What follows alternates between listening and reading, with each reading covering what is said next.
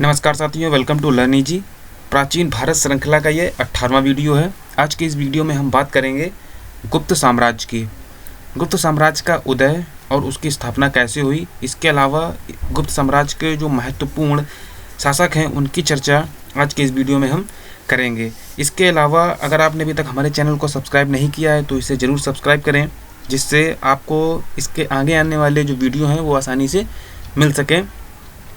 और इस जो हमारी प्राचीन भारत श्रृंखला है, इसके सभी वीडियो इस वीडियो के डिस्क्रिप्शन में दिए हुए हैं और उसमें हमारे जो फेसबुक का लर्न ईजी ग्रुप है उसका भी लिंक दिया हुआ है। वहाँ से आप हमारे फेसबुक ग्रुप को ज्वाइन करके और जितने भी वीडियो हमारे हैं इस सीरीज़ के अलावा जो भी और अन्य सीरीज़ हैं उसके सभी वीडियो आपको आसानी से मिल सकते हैं। तो आइए बात करते हैं अपने टॉपिक की, गुप्त साम्राज्य। गुप्त साम्राज्य का जो उदय हुआ वो 3री शताब्दी के अंत में प्रयाग के निकट कौशाम्बी में हुआ। बात करते हैं उदय की, तो उदय इसका 3री शताब्दी के अंत में हुआ और किस स्थान पर हुआ? कौशाम्बी, जो कि प्रयाग इलाहाबाद के करीब में स्थित है। तो गुप्त साम्राज्य का जो उदय हुआ वो कौशाम्बी में हुआ, इलाहाबाद के निकट। जो गुप्त थे वो कुषाणों के सामंत थे। जो कुषाण वंश था गुप्त वंश से पहले का था और उसमें एक पोस्ट थी सामंत की। तो जो गुप्त थे वो मुख्यतः स्टार्टिंग जो गुप्त काल था उसके जो राजा थे वो कुषाणों के सामंत थे। इस वंश का आरंभिक जो राज्य है वो उत्तर प्रदेश और बिहार में था। जो गुप्त साम्राज्य का प्रारंभिक राज्य जहाँ से गुप्त साम्राज्य की स्थापना हुई, तो स्टार्टिंग में जो इसका क्षेत्र था वो उत्तर प्रदेश और बिहार में था, लेकिन जो उत्तर प्रदेश था वो महत्वपूर्ण था। जो गुप्त काल था उनके लिए उत्तर प्रदेश एक महत्वपूर्ण था और जो शासन था इनका स्टार्टिंग में ये उत्तर प्रदेश और बिहार में फैला हुआ था। उत्तर प्रदेश महत्वपूर्ण था इस वजह से जो गुप्त काल के जो आरंभिक अभिलेख मिले हैं वो उत्तर प्रदेश से ही प्राप्त हुए हैं, क्योंकि ये गुप्त काल का एक महत्वपूर्ण स्थल था। इस वजह से जो अभिलेख स्टार्टिंग के प्राप्त हुए हैं वो उत्तर प्रदेश से ही प्राप्त हुए हैं। अब बात करते हैं गुप्तों की उत्पत्ति की। गुप्तों की जो है उत्पत्ति कहाँ से हुई, तो इनके जो गुप्त हैं उनका जो इतिहास है वो हमें साहित्यिक और पुरातात्विक दोनों तरह से प्राप्त होता है। जो उस समय के जो साहित्य है और उस समय के जो पुरातात्विक अभिलेख हैं और जो पुरातात्विक जो भी इमारतें हैं उसके द्वारा हमें गुप्तों का जो राजवंश है उसका इतिहास प्राप्त होता है। बात करते हैं अगर हम साहित्य में, तो साहित्यिक जो साधन है उसमें जो सबसे इम्पोर्टेंट साधन है वो है पुराण।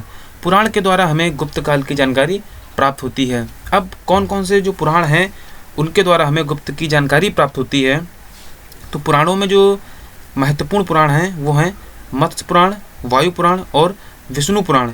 इन पुराण ग्रंथों के द्वारा गुप्त काल का प्रारंभिक शासन की जानकारी प्राप्त होती है। अगर ये पूछा जाता है कि जो गुप्त काल है उनका प्रारंभिक इतिहास हमें कहाँ से मिलता है या किन ग्रंथों द्वारा मिलता है, तो वो है मत्स्य पुराण, वायु पुराण और विष्णु पुराण के द्वारा हमें गुप्त का प्रारंभिक शासकों की जानकारी प्राप्त होती है। उसके अलावा मुद्रा राक्षस, रघुवंश महाकाव्य, हर्षचरित आदि ग्रंथों से भी गुप्तकालीन शासन व्यवस्था, जो भी गुप्त काल के समय में शासन व्यवस्था थी और जो नागरिक जीवन था उसकी जानकारी हमें किससे प्राप्त होती है? मुद्रा राक्षस, रघुवंश जो कि एक महाकाव्य था और हर्षचरित। इन ग्रंथों के द्वारा गुप्त काल की शासन व्यवस्था और नगर जीवन की जानकारी प्राप्त होती थी। नेक्स्ट है अभिलेखी साक्ष्य। जो अभिलेखों के जो साक्ष्य थे उसमें समुद्रगुप्त का प्रयाग प्रशस्ति लेख सबसे महत्वपूर्ण है और ये जो प्रयाग प्रशस्ति है ये समुद्रगुप्त का इसमें वर्णन है और ये बहुत ही महत्वपूर्ण है। तो अभिलेखी साक्ष्यों में जो समुद्रगुप्त का प्रयाग प्रशस्ति लेख है ये गुप्त काल की जानकारी को प्रदान करने में महत्वपूर्ण भूमिका अदा करता है। आगे बात करते हैं कि जो गुप्त थे उनका जो कुल था, किस कुल के थे, इसके संबंध में विचारकों में मतभेद है। इनके कुल जो कि गुप्त किस कुल के थे उनकी जाति क्या थी, निम्न थे, उच्च थे, क्षत्रिय थे। तो इस बात में जो है इतिहासकारों में मतभेद है, विचारकों में ये मतभेद है। कुछ लोग गुप्तों को शुद्ध जाति से उत्पन्न मानते हैं, कुछ लोग उनका कुल शुद्ध जाति का मानते हैं, जबकि कुछ इतिहासकार इन्हें ब्राह्मण कुल का मानते हैं। तो गुप्तों का जो कुल था उसके बारे में कोई स्पष्ट प्रमाण उपस्थित नहीं है। अलग अलग इतिहासकारों ने अपने अलग अलग मत प्रस्तुत किए हैं। अब बात करते हैं हम गुप्त वंश के प्रमुख शासकों की। इसमें सबसे पहला नाम आता है श्रीगुप्त ने। तो श्रीगुप्त ने सबसे पहले गुप्त वंश की जो है नींव रखी थी कह सकते हैं, लेकिन श्रीगुप्त को अभी इसका वास्तविक संस्थापक नहीं माना जाता है। श्रीगुप्त को गुप्त वंश का नींव रखने वाला शासक कहा जाता है, लेकिन इसका संस्थापक इसको नहीं माना जाता है। ऐसा इस वजह से है क्योंकि ये एक स्वतंत्र शासक नहीं था। गुप्त वंश की इसने स्थापना की, लेकिन ये स्वतंत्र शासक न होने के कारण इसे वास्तविक संस्थापक नहीं माना जाता है। श्रीगुप्त की अगर बात करें तो प्रभावती गुप्त ने जो एक अभिलेख लिखे थे वो पूना में पाए गए। तो प्रभावती गुप्त के पूना अभिलेख में श्रीगुप्त का उल्लेख मिलता है। तो श्रीगुप्त का उल्लेख कहाँ से मिला? प्रभावती गुप्त के पूना अभिलेख से। इन अभिलेखों में इसे गुप्त वंश का आदिराज मीन्स जो इसकी स्टार्टिंग करने वाला कहा गया। आदिराज मीन्स यहाँ पर किसी वंश को या किसी चीज़ को शुरू करने वाला, उदय करने वाला। तो श्रीगुप्त ने गुप्त वंश की स्थापना की थी, तो इसे आदिराज के रूप में बताया गया है। आगे बात करते हैं, श्रीगुप्त ने महाराज की उपाधि धारण की थी। श्रीगुप्त ने जो उपाधि धारण की वो महाराज की थी, और ये उपाधि किसी राजा के द्वारा नहीं धारण की जाती थी, ये सामंतों के द्वारा धारण की जाती थी। और जो सामंत थे वो किसी के अधीन कार्य करते थे। सामंत एक पूर्ण रूपेण शासक नहीं होते थे, ये किसी दूसरे राजा के अधीन कार्य करते थे। इस वजह से श्रीगुप्त को संस्थापक नहीं माना जाता है। तो श्रीगुप्त ने कौन सी उपाधि धारण की? श्रीगुप्त ने महाराज की उपाधि धारण की, जो कि सामंतों के द्वारा ग्रहण की जाती थी। इससे यह अनुमान लगाया जाता है कि श्रीगुप्त किसी शासक के अधीन कार्य करता था। यहाँ से ये स्पष्ट हो गया है कि श्रीगुप्त किसी शासक के अधीन कार्य करता था और ये स्वतंत्र शासक नहीं था। श्रीगुप्त के बाद जो अगला शासक था, जो उत्तराधिकारी था, वो था घटोत्कच। और घटोत्कच का जो शासनकाल था वो 280 से 319 ईसा पूर्व था। 280 से 319 ईस्वी था। श्रीगुप्त ने अपना उत्तराधिकारी घटोत्कच को बनाया। घटोत्कच ने भी महाराजा की उपाधि धारण की। जो घटोत्कच थे उन्होंने भी महाराजा की उपाधि धारण की। इनका साम्राज्य मगध के आसपास ही था। ऐसा कि पूर्व में बताया गया कि ये लोग महाराज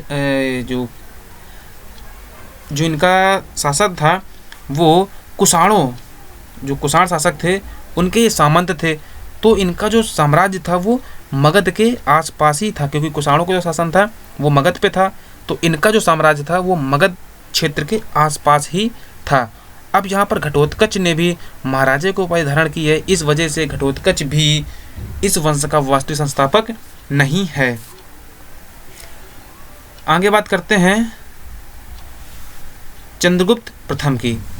घटोत्कच का जो उत्तराधिकारी हुआ वो चंद्रगुप्त प्रथम हुआ, और चंद्रगुप्त प्रथम का जो शासनकाल है वो 319 से 335 ईस्वी रहा। तो सबसे पहला जो शासक था वो श्रीगुप्त का उत्तराधिकारी घटोत्कच, और घटोत्कच का जो उत्तराधिकारी हुआ वो चंद्रगुप्त प्रथम हुआ। चंद्रगुप्त प्रथम को ही गुप्त वंश का वास्तविक संस्थापक माना जाता है, क्योंकि यह एक बहुत ही प्रतापी शासक था। जो चंद्रगुप्त था वो एक बहुत ही प्रतापी शासक था। इसने उस समय के प्रसिद्ध लिच्छवी कुल की कुमार देवी से विवाह किया। जो चंद्रगुप्त था उसका विवाह लिच्छवी कुल की कुमार देवी के साथ हुआ, और कुमार देवी से विवाह के उपरांत ही इसे वैशाली राज्य प्राप्त हुआ। इसने जो वैशाली राज्य को अपने अधीन कर लिया, और इसने अधीन करने के लिए कुमार देवी से विवाह किया। तो जो चंद्रगुप्त था उसकी जो नीति थी, विवाह की नीति, उस नीति के द्वारा भी उसने अपने राज्य का, अपने साम्राज्य का प्रचार प्रसार किया। तो लिच्छवी कुल की कुमार देवी से विवाह के उपरांत इसने वैशाली राज्य को अपने साम्राज्य के अधीन कर लिया। ये जो इनकी पत्नी या जिनसे इनका विवाह हुआ चंद्रगुप्त का कुमार देवी से, और वैशाली राज्य का अपने साम्राज्य में मिलाना, इन सब चीज़ों का जो उल्लेख है उसकी पुष्टि चंद्रगुप्त के द्वारा जो स्वर्ण सिक्के चलाए गए उनसे होती है। जो भी यहाँ पर कार्य हुए, चाहे वो कुमार देवी से विवाह का हो या वैशाली राज्य को अपने राज्य के अधीन करना, तो इनकी जो पुष्टि होती है वो इसके द्वारा चलाए गए स्वर्ण सिक्कों से होती है। जो इन्होंने स्वर्ण सिक्के चलाए हैं उनके द्वारा इसकी पुष्टि हो जाती है कि इन्होंने कुमार देवी से विवाह किया, और विवाह में ही इन्होंने, या विवाह के उपरांत इन्होंने वैशाली राज्य को अपने साम्राज्य में सम्मिलित किया। जो चंद्रगुप्त प्रथम था इसने महाराजाधिराज की उपाधि धारण की। तो यहाँ पर कभी कभी ये पूछ देते हैं कि चंद्रगुप्त प्रथम ने किसकी उपाधि धारण की, तो चंद्रगुप्त प्रथम ने महाराजाधिराज की उपाधि धारण की। चंद्रगुप्त ने गुप्त संवत 319 ईस्वी में चलाया, जैसा कि कनिष्क ने चलाया था शक संवत 78 ईस्वी में, जिसका उल्लेख हमने अपने पूर्व के वीडियो में किया था। तो अगर उसकी पूरी जानकारी चाहिए तो आप वहाँ से उसको देख सकते हैं। लेकिन यहाँ अगर हम बात करें तो चंद्रगुप्त ने गुप्त संवत 319 ईस्वी में चलाया, और ये दोनों संवत थे, जो शक संवत और गुप्त संवत, इन दोनों के बीच 241 वर्ष का अंतर है, क्योंकि ये 319 ईस्वी में चलाया गया और वो 78 ईस्वी में चलाया गया था। तो दोनों के मध्य 241 वर्ष का अंतर है। समुद्रगुप्त को अपना उत्तराधिकारी बनाकर चंद्रगुप्त प्रथम ने संन्यास ग्रहण कर लिया। तो जो चंद्रगुप्त प्रथम थे उन्होंने समुद्रगुप्त को अपना उत्तराधिकारी बनाया और खुद संन्यास ग्रहण कर लिया। तो चंद्रगुप्त के बाद जो शासक आया वो समुद्रगुप्त था, और समुद्रगुप्त ने 335 से 375 ईस्वी तक शासन किया। जो चंद्रगुप्त थे वो हिंसा और आक्रमण में विश्वास रखता था। जो समुद्रगुप्त था वो हिंसा और आक्रमण में विश्वास रखता था, और इसको एक आक्रमणकारी नेता कहा जाता है, और आक्रमण के ही कारण इसने जो है अपने साम्राज्य का विस्तार किया और एक विशाल साम्राज्य की स्थापना की। समुद्रगुप्त ने एक बहुत ही विशाल साम्राज्य की स्थापना की। समुद्रगुप्त के दरबार में हरिसेन रहता था। जो हरिसेन था इनका दरबारी, तो वो समुद्रगुप्त के दरबार में रहता था। कई बार एग्ज़ाम में ये पूछा जाता है कि हरिसेन किसके दरबार में रहते थे, तो जो हरिसेन थे वो समुद्रगुप्त के दरबार में रहते थे। या फिर इस तरह से पूछते हैं कि जो हरिसेन था वो किसके समकालीन था, तो वो समुद्रगुप्त के समकालीन था। तो ये एक यहाँ पर याद रखने वाली चीज़ है कि हरिसेन किसके दरबारी कवि थे या किसके दरबार में रहते थे, तो ये समुद्रगुप्त के दरबार में रहते थे। इन्होंने ही, हरिसेन ने ही प्रयाग प्रशस्ति लेख लिखा है। जो प्रयाग का जो अभिलेख हैं वो हरिसेन ने ही लिखे हैं। उस जो प्रशस्ति लेख है उसके 7वें श्लोक में समुद्रगुप्त की विजय अभियानों का उल्लेख है। जो भी समुद्रगुप्त ने जो अपने साम्राज्य वृद्धि के लिए जहाँ जहाँ पे उन्होंने युद्ध किए और उसमें विजय प्राप्त की, इन सभी का जो उल्लेख है वो प्रयाग प्रशस्ति के 7वें श्लोक में वर्णित है। उसका वर्णन जो है वो प्रयाग प्रशस्ति के 7वें श्लोक में किया गया है। प्रयाग के अलावा एक अतिरिक्त जो दूसरा जो अभिलेख मिला है वो मध्य प्रदेश में एरण नामक स्थान से मिला है। ये मध्य प्रदेश के इस समय वर्तमान में सागर जिले में पड़ता है। तो मध्य प्रदेश के सागर जिले में एरण नामक स्थान से जो अभिलेख मिले हैं उसमें समुद्रगुप्त को बहुत दानवीर बताया गया है। और ये सब बताया गया है कि जो समुद्रगुप्त था वो उस समय के जो राजा थे, सभी राजा थे, उनमें सबसे ज़्यादा दानवीर था। और उसमें एक चीज़ और बताई गई है कि जो समुद्रगुप्त था वो एक ऐसा शासक था जो खुश होने पर कुबेर और क्रोधित होने पर यमराज के समान था। क्योंकि जो समुद्रगुप्त था वो हिंसा और आक्रमण में विश्वास रखता था, इस वजह से वो एक क्रोधित होने पर यमराज के समान था और खुश होने पर वो कुबेर के समान था, क्योंकि वो बहुत ही दानवीर भी था। तो ऐसा उसमें जो परिवर्तन था, वो खुश होने पर वो एक कुबेर और क्रोधित होने पर यमराज के समान था। जो एरण अभिलेख है, इस अभिलेख में समुद्रगुप्त की पत्नी का नाम दत्त देवी बताया गया है। अपने सैनिक अभियान में जो समुद्रगुप्त ने अपना सैनिक अभियान चलाया, इसके प्रथम चरण में समुद्रगुप्त ने गंगा यमुना के जो दोआब राज्य थे, जो गंगा और यमुना के किनारे जो भी राज्य थे, उन सभी राज्यों को जीत कर उसने अपने राज्य में मिला लिया और अपने जो साम्राज्य था उसमें वृद्धि की। तो ये कुछ जो है यहाँ पर समुद्रगुप्त के बारे में बताया गया है। जो प्रयाग का लेख है उसमें समुद्रगुप्त की विजय अभियान है, और जो मध्य प्रदेश का एरण है उसमें इसकी दान और उसका जो भाव थे उसके बारे में वर्णन किया गया है। और जो समुद्रगुप्त है, इनकी पत्नी का नाम दत्त देवी था। समुद्रगुप्त के कुछ सिक्कों पर उसे वीणा बजाते हुए दर्शाया गया है, जिससे यह पता लगता है कि वो संगीत प्रेमी था, उसे संगीत पसंद था। तो समुद्रगुप्त के कुछ सिक्कों पर उसे वीणा बजाते हुए दर्शाया गया है, तो इससे ये स्पष्ट होता है कि वो संगीत प्रेमी था। समुद्रगुप्त ने 6 प्रकार की स्वर्ण मुद्राएं चलाई। जो समुद्रगुप्त था उसने 6 तरह की सोने की मुद्राएं चलाईं, और उन 6 मुद्राओं में जो सबसे प्रिय मुद्रा थी वो गरुड़ मुद्रा थी। जो गरुड़ मुद्रा थी वो उसमें सबसे ज़्यादा लोकप्रिय थी। समुद्रगुप्त को भारत का नेपोलियन भी कहा जाता है। समुद्रगुप्त एक विद्वान भी था। समुद्रगुप्त को भारत का नेपोलियन कहा जाता है। ऐसा जो क्वेश्चन है ये कई बार पूछा गया है कि भारत का नेपोलियन किसे कहा जाता है, तो भारत का नेपोलियन समुद्रगुप्त को कहा जाता है। इसके अलावा जो समुद्रगुप्त था वो एक विद्वान भी था।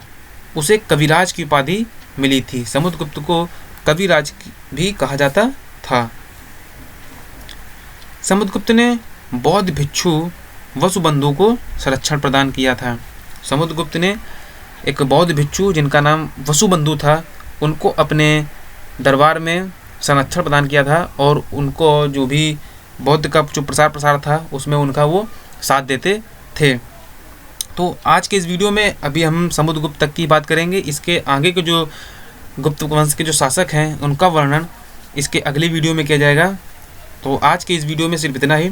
अगर आपको ये वीडियो अच्छा लगे तो इसे लाइक ज़रूर कीजिएगा, और अगर आपने अभी तक चैनल को सब्सक्राइब नहीं किया है तो इसे ज़रूर सब्सक्राइब कीजिएगा।